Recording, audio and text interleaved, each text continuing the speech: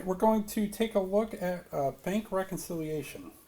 So the purpose of a bank reconciliation is that we'll sometimes wind up in a situation like we have here where our bank statement tells us our balance is $300. However, on our books, we show a balance of $255. So we need to reconcile the differences between the two and arrive at a balance. So on the left, we see some reconciling items that we're going to deal with. So the first one, we have $100 of deposits in transit. So this is a deposit that we dropped off at the bank, but they haven't processed it yet. So we've recorded that deposit already in our book balance. It's already baked into the $255, but it hasn't been included in the bank side yet. It's not reflected in the bank balance. So we have to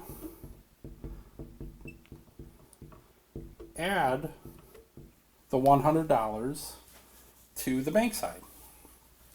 So we've done that, check it off. Now we have $200 of outstanding checks.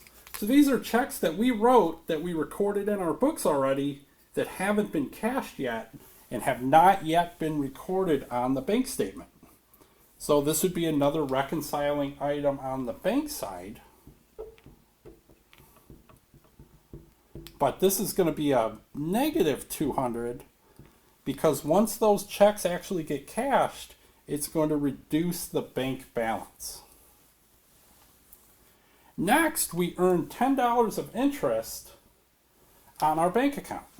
Well, that's already reflected in the bank statement, but we haven't reflected the good news of interest earnings on our book balance yet. So this would be a reconciling item on the book side. Next, the bank took out a $15 service fee for managing our money. So that's already reflected in the bank statement because they did it themselves. But we have not reflected this on the books yet. So this would be a negative $15 because it's a reduction to cash because they took the service fee out. So next we have an error. So we recorded a $30 check recorded as $20 on the books.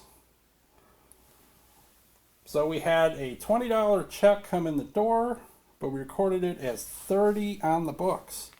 So this is going to be an error on the book side. And this is going to be a negative 10 because we overstated the check by $10 on the books.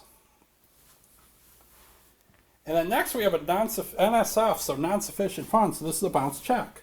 So the bank already reflected the bounced check, but we don't know that the check bounced on our books yet. So we don't actually have that $40.